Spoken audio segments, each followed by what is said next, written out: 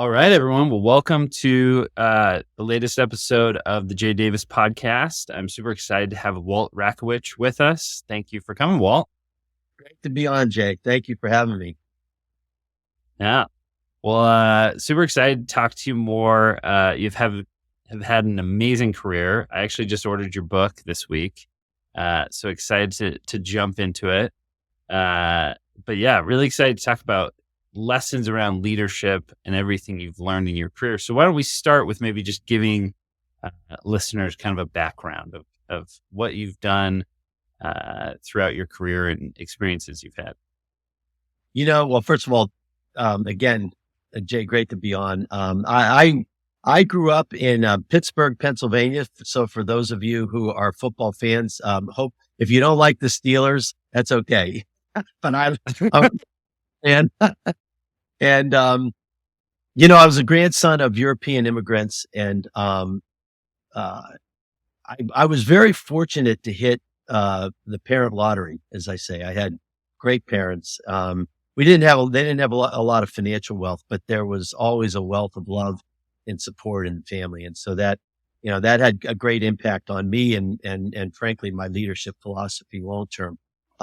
I went to Penn State University, and as a resident of Pennsylvania would do, and spent 4 years with Price Waterhouse in audit and tax. In my early years, went to Harvard Business School and got an MBA there. And then I moved out to Los Angeles and I cut my teeth in the real estate business. I worked for a company called Trammell Crow in real estate development. And after that, probably more relevant to your audience, I went to work for a startup. I was probably the 20th employee or so, hired at the company was ultimately called Prologis. And many of you can look us up. Prologis is one of the largest real estate companies in the world today.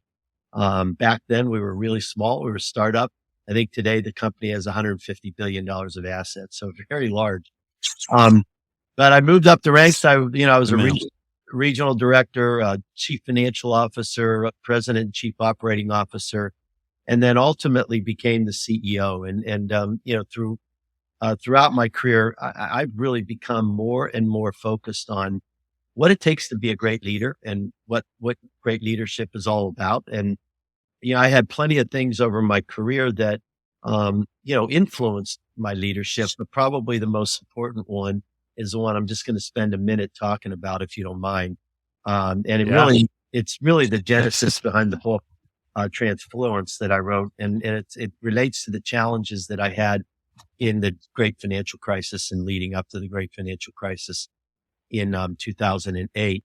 And so I'll just set the stage real briefly, and then this will inform your audience, I think, as to who I am. But really for the first 15 years at Prologis, we're just growing like a weed. We're a darling on Wall Street. We had a really sound strategy, great people, terrific brand. We were the market leader, et cetera. And we had a remarkable run in terms of financial performance. I think we garnered something like a 20% compound annual return for our investors over that 15-year period of time in share price appreciation and dividends, together. And then we went through, just prior to 2008, I'd say probably 2005 or so, we went through a leadership challenge, a change in leadership, I should say. And it was different. And in most cases, people don't leave companies, as you know, they leave bosses. And I was the president of the company and my boss was the CEO. And I loved the company, but I just could not reconcile what good leadership meant to my boss and me. We just thought about it differently. And on one hand, I had great respect for him. And on the other, he's probably one of the most brilliant people I ever met. And on the other hand, I felt marginalized by his need to look brilliant. And I'm sure your listeners probably have had that, or in their career. Yeah. And, many times I didn't feel listened to. I felt, if I had a different opinion, he didn't care, and I didn't feel trusted. I didn't feel like I agreed with many decisions that we were making. And frankly, there were times that I just didn't feel like I was being told the truth. And, so I could see a change in the culture happening. We were talking in silos as a management team. We didn't communicate as a team. We didn't talk in the open, and therefore we made poor investment decisions. And ultimately put too much debt on our balance sheet. That's just the bottom line. And leading up into 2008, those decisions cost us dearly, and we were ill prepared for the Great Recession. And in January of '08, I decided to go to the board, and our stock was at an all-time high. Interestingly enough, I went to the board and I said, guys, I'm going to exit stage left. I get a feeling, I get a real pit in my stomach as to where we are. From the outside in, we look good, but from the inside out, we were rotten, and nobody wanted to work there. In 2008, the S&P 500 was down almost 40%. Our stock was down 95%, January through November of that year. So we were the third worst performing stock in the S&P 500, and the Wall Street Journal did a front page article on us, potentially going bankrupt. It was really bad. And the board called me up on November 8th of '08, and they said, look, we're going to make a change. You were right. We are going to get rid of the CEO, and would like you to be the guy that comes back and runs the company and turns it around. And it took 4 years of my life. And ultimately, last year I published, or I should say 2 years ago, I published my book, TRANSFLUENCE, which stands for Transformative Influence. And, people ask me all the time, okay, you turned our company around. How'd you do that? And I can't point to any one thing, but I can say this, that the book talks about how good leaders lead. And it starts with the idea that leadership is not about you, but it is about the influence that you have on other people. And that's the bottom line.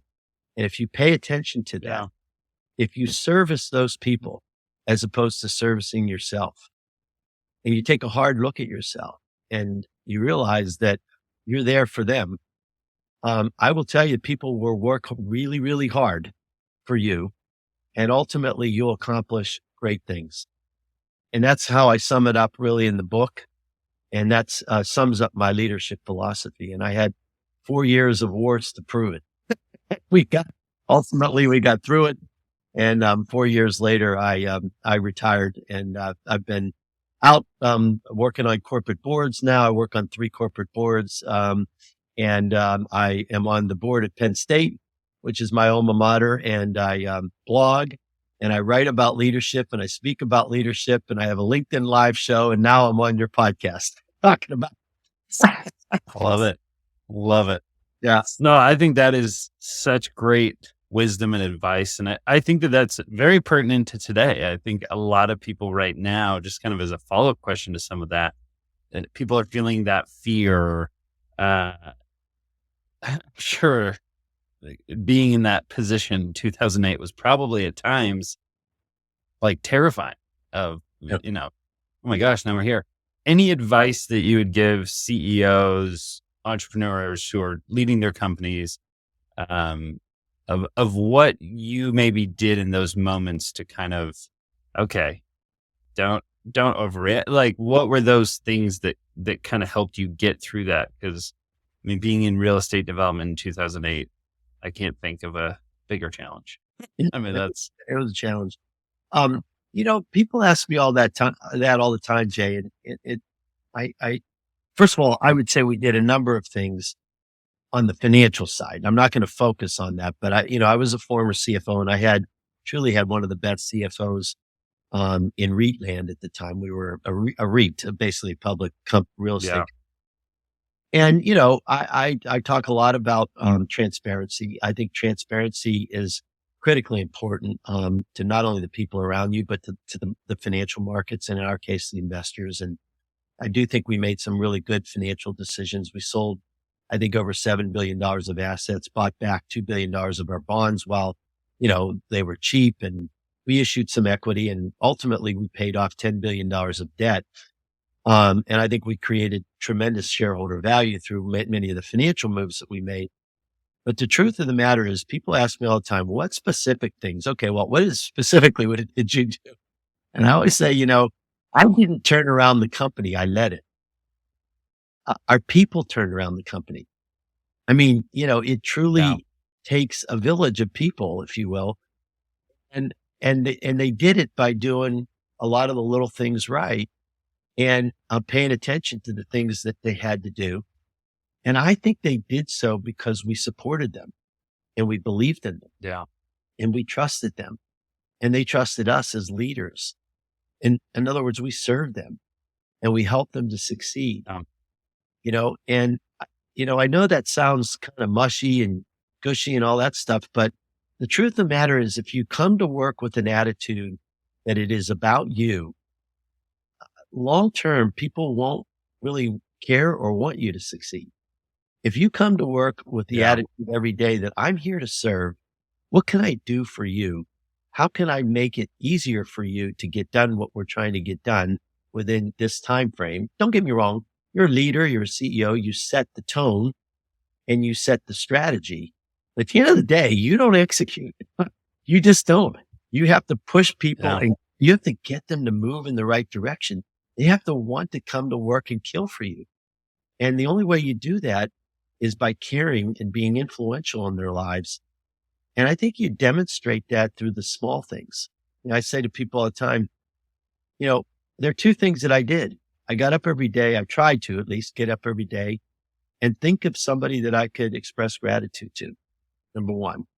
And that's humility, and, I think people notice that. And the second thing is I've got up every day and I said, how can I be positively influential to somebody today? And I think if you wake up with that attitude, who can I be grateful to? Who can I influence? Who can I help? I actually think that they will make sure that you're successful. Not even on purpose. They just will because they want to work for you. Yeah. Yeah. I love it. There's actually an economist, Arthur C. Brooks, who talks a Oh, lot about I've how read his, people who are happy at work. Yeah. he's fabulous and he is I love it. spot on. He really is. So Yeah. yeah, that's my overarching Well, I theme. love that. I think that's Yeah. And again, great transfluence. advice for people. Yeah. Transfluence is the name of the book. Yeah. About how can you be transformatively influential in the lives of others. Think that every day and you will succeed. Yeah. So expressing gratitude every day. Who can I have a positive influence on today? Every Yeah. day. Love it. Well, I think that leads right into, one of the things I love hearing from people who have had amazing experiences and have a lot of wisdom to share is what are some of the things that changed, maybe ideas you had about the world or views of the world or views of business? What things changed over time from maybe when you were in college and younger in your career to as you gained experience, like, man, I didn't think that was true. Or maybe I rejected this idea or didn't think people were just like, you kind of said like, that's just mushy stuff.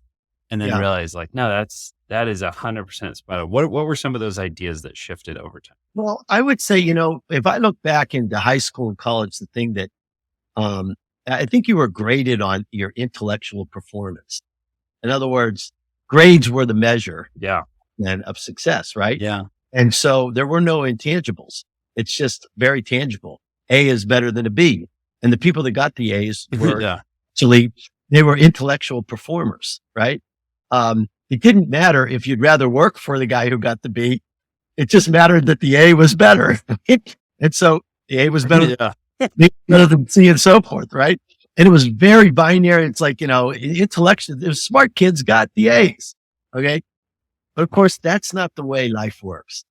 And we had a leadership speaker come in. We were doing a merger with a company. We had a leadership speaker come in and talk about culture.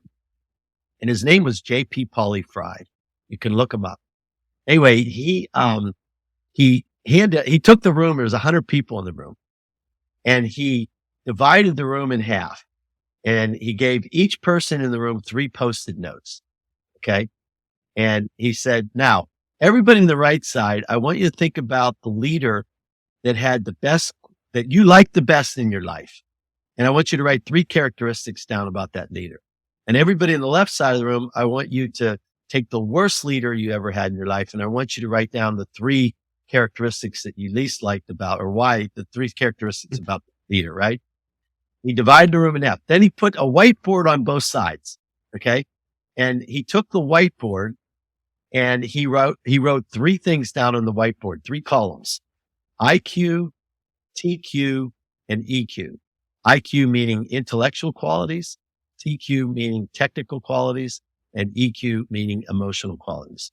Then he said, I want you to take these Post-it notes, walk up to the room, and I want you to post the notes under one of the three columns as to why you liked the leader or didn't like the leader. In other words, was it he or she, their technical qualities, intellectual qualities, or emotional qualities?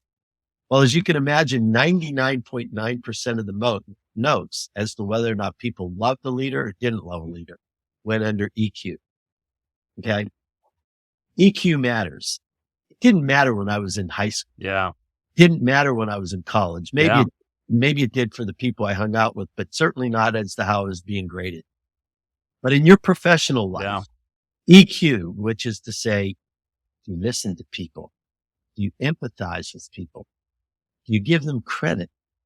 Do you interact with them? How do you treat them? EQ wins. Don't get me wrong. You got to have a certain level of TQ and IQ to get there. And my guess is all of your listeners probably have that in one way, shape, or another. But without EQ, you got nothing. And that's how you get graded every day.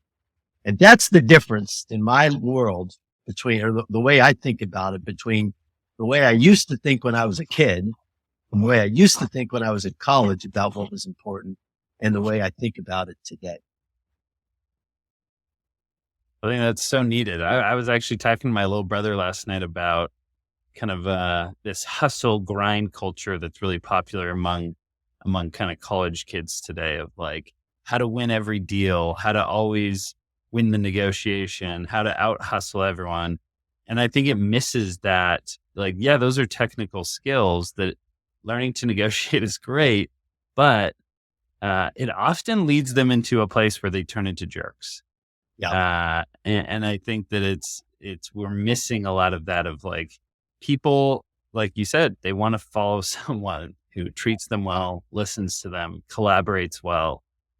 And I think we see so many examples of that throughout successful business situations. So, Jay, I'm as competitive as the next person. I mean, I really am. I'm a very competitive person. Look, you don't rise to the top in any organization unless you're competitive and you want to win. I want to win. Okay. Don't get me wrong. Yeah. But I don't want to win selfishly. And I think you can win without being selfish. I think you can be selfless and win. I think and when you talk about, the grind and all that stuff. Yeah. I mean, life is a grind. Business is a grind. Getting a business started is a grind, but you have to be cognizant of the fact that you shouldn't grind on people, that everybody isn't in your boat. Okay. You may be in your boat, but everybody else isn't. And you got to put yourself where they are, and you'll get your grind. You'll get your grind. Okay. But don't forget about all these people around you. You need them. You can't do it on your own. And that's what we got to remember, keep in mind. So, yeah, it's not you against your employees. I love that. As you were doing this turnaround, I mean, I think a lot of these are amazing principles. It's what really leads people out. What were some of the challenges though of implementing that strategy, which is in some ways a more unique strategy? Or are there other examples where you wanted to do something that people initially were like, I don't know if that's going to work? And how did you push that idea through? How did you help people see your vision? So that's a really great question. And you have to keep in mind that if I had to describe the person in front of me, and again, I had great respect for him, and his intellectual qualities, and his technical qualities. Where he lacked was in EQ, but he was, I would say, he kind of was Napoleonic in the way that he went about, if you will, leading the company. And I I came to work, you talk about unique. I mean, I think the one thing about being unique is you take a risk.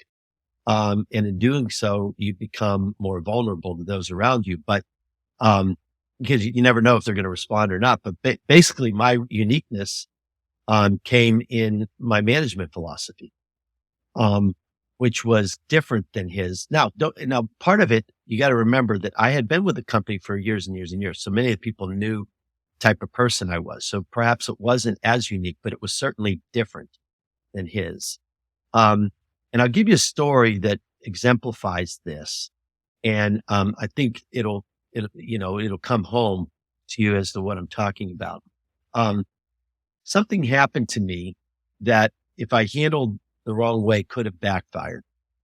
We're all sitting around a room, late at night. In fact, it was after midnight, and we were on the verge of bankruptcy. And one of my financial people said to me, well, Walt, we are on the verge of blowing somewhere in the neighborhood of $7 billion in bond covenants. In other words, our bonds that have certain covenants, earnings covenants associated with them, thresholds, if you will.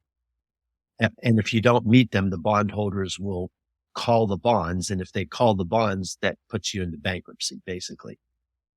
Well, we're on the verge of blowing those. And this was in December of 2008. And I said, well, when will we blow them? And he said, by the first quarter of '09.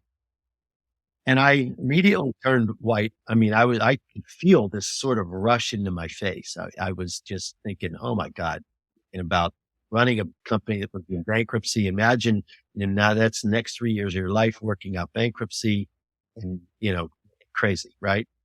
And, I said, and I got really white in the face and I said, you guys mind if I just take a quick break? And they said, no, that's fine, Walt. I said, just give me a couple minutes. I just got to, get my head straight here. I walked down the hallway and I started to feel myself faint and I could see a desk in the distance and a chair next to it. And I sort of tried to beeline get to that thing as quickly as I could, and I didn't make it.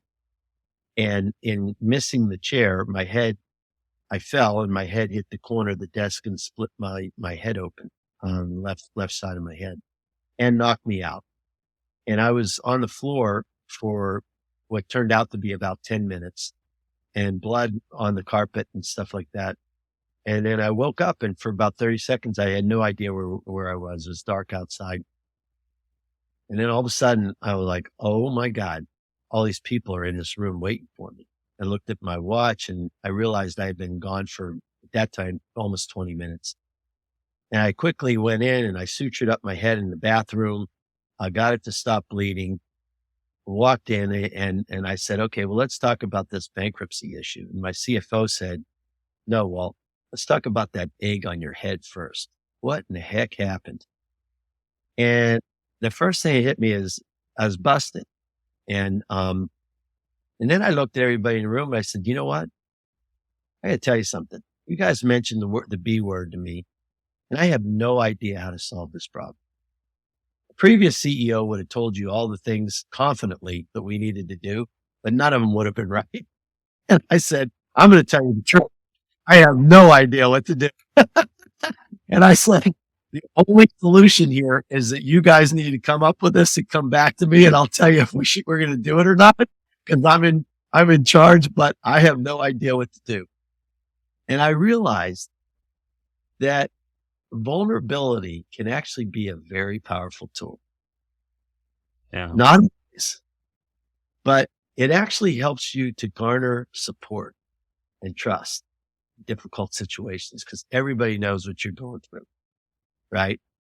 And it can be the most uncomfortable thing for a leader to say, yet powerful because it's human and it's the ultimate expression of honesty. And I think by letting your guard down sometimes as a leader, you invite others to do so. And guess what? That's where real communication happens. Yeah. So I learned from that. And I think about being unique. And I think the most important thing you've got to have is courage in yourself and confidence to be unique. I had courage.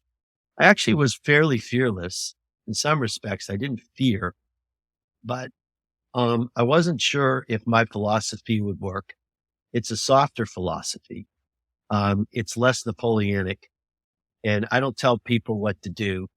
I point them in the right direction. I give them a lot of credit and I prop them up. And generally speaking, great ideas come out, not from me, but from them. And I think part of doing something unique is, knowing your audience, um, doing your homework as much as you can in advance, knowing who you're working with. And it's gained through experience and it allows you to be unique. But at the end of the day, there's no question that everybody's looking at me as the CEO saying, well, okay, you don't have the answers. Oh my God. And you just hit your head. And it all worked out. And, it's interesting. They did come back about 30 days later. They had a plan that was a great plan. We ended up, selling, our entire China operation and half of our Japan operation. We generated $1.5 billion in cash and we paid down some of those bonds, and it bought us some time to renegotiate some of the covenants in the bonds. And, it was really a brilliant strategy, although, we dinged ourselves and we had to get out of certain parts of the world. But, we ended up coming up with a strategy that worked, and I cannot take credit for that. There's a lot of really good people that felt empowered to come up with it. It's amazing and I think what you were saying about being vulnerable, it also increases so much trust. When you do have those moments where you let the guard down, I think people really appreciate that you trust them enough to be vulnerable with them. And I think it opens up that world of, hey, let's use the power of all of us collectively instead of me just dictating like Napoleon. This Yeah. is the plan. Here's what we're going to do. Yeah. And people, So I love again, that. yeah. But I will say, you use the word trust in my book. I'd say that trust is the most important currency of business. Remember that. Yeah. Your audience remembers that. Trust, it's not money. Trust is the most important currency of business. Howard Schultz, who's the CEO of Starbucks, says that transparency is the currency of business. And I do agree with him because transparency creates trust. But ultimately, we're all in business to create trust. And if we do, we'll enhance our long-term success. No question about it. Love it. One of the other things I want to ask, if there was kind of a singular lesson, if you imagine having someone that you're mentoring, and if there was a single lesson that you could just insert into that person's brain, Matrix style, you have to accept this. What would be that one key lesson that you just are like, just don't try and learn this the hard way. Learn it from me. Okay. What would that be? I once did a business, once did business, I didn't do a deal. I once did business with a commercial real estate broker who I misled. I told him that I would do one thing. And in the end, circumstances caused me to move in a different direction. And I didn't do what I said I was going to do with him. And I didn't have to take that direction. The truth of the matter is that it was just the easiest way out without going into the details. And I didn't do a good job of explaining my decision to him. And I ignored him. And I took the easy way out. And I've come to realize that all we really have is our reputation in life. And our integrity shapes that reputation. And a good reputation will always create trust. As I said, trust is the most important currency of business. Trust creates long-term success. I think trust is created through always doing what you say you're going to do. And if you can't do it, communicating and explaining why, but trying to always do what you say you're going to do, no matter what the temptation is or circumstances, whether they be, I'll make more money by doing this, whether they be time constraints, I have to do it this way because I don't have the time, whether it be the will to survive. or just the fact that it's easier in my case. Um, do what you say you're going to do, even if that becomes the most difficult thing. And I would add to that, because it involves the word integrity, is show integrity and honesty in all you do. And I'll give you another really quick story. When I was CEO, there was a guy that was badgering me, absolutely badgering me, calling me constantly about something that was bothering him. He was an investor. And my administrative assistant, I talked to him several times. My administrative assistant saw that I was struggling with this person. And one day he called and she said, she was trying to cover for me. And she just said, he's not here. He'll be in Europe for the next 10 days. So I don't know if he's going to be able to get back to you. When in fact, I was in Denver right there. And I downloaded with her every night. And I said, what happened today? And she said, oh, by the way, X, Y, and Z called today. And I said, oh, and she said, yeah, but I know you don't want to talk to him. And so I told him that you're in Europe. And I said to her, I just want you to know one thing. And I said, I don't ever want you to lie on my behalf. I don't care how painful it is to me. And I do appreciate you trying to do the right thing, but it's not the right thing. And I let me handle that. And I don't want you to ever lie on my behalf. And she said, wow, no one's ever said that to me. And I said, well, just know that that's the way I want, this to be treated. And I think the most important takeaway from that is that she knew that I would never lie to her. And actually, she could trust me. And whether it be one-on-one or whether it be to groups of people that I always spoke to, I think the most important thing is we have to build trust in this world. And, it relates to our reputation. And I think you do that by doing what you say you're going to do, no matter how painful it is or hard it is. And if you can't communicate, why not? And showing integrity and honesty in all you, and that's the bottom line. Love it. Oh, that's a great story. I think that changes a lot of things in the world if we just did what we said and treated each other with respect and had integrity. It's seems so simple, uh, but very, very profound impact. Well, thank you so much for spending time. I mean, this has been amazing. Usually we try and keep it to 20 minutes, and time has just flown because it's been so enjoyable to listen to some of these stories and learn from you. Anything you would ask people, kind of a call to action? Obviously, go buy your book. I'm super excited to read through it. Any other things that you're working on or would love to kind of bring to people's attention? Yeah, no, nothing that I'm working on called, say read the book, but I will leave you with this. I was, a couple of years ago, I was on a, call, with a CEO by the name of Ed Bastian, who's the CEO of Delta Airlines.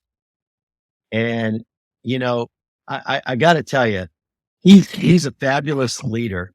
And Delta was in the midst of revenues being down 80% due to COVID. And he said, this is a time that we're anointed for.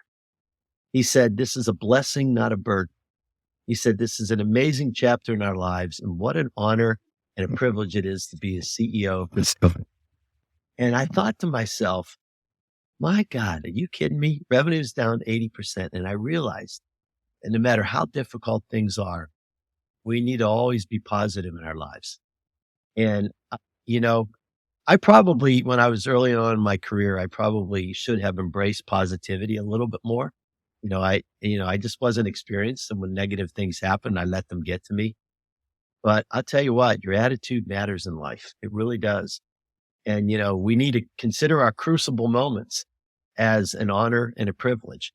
We really do. And, be positively influential to those around us. Cause you know what? They're watching. And I'll just Yeah. leave you. Love it. Well, thank you so much, Walt. absolute pleasure to have you on and to hear and learn from you. Super excited to continue to learn from you as I read the book. And thanks again for coming. Oh, Jay, it's my pleasure. Thank you so much for having me on, and Happy New Year. Same to you. I Thanks can still again. say that.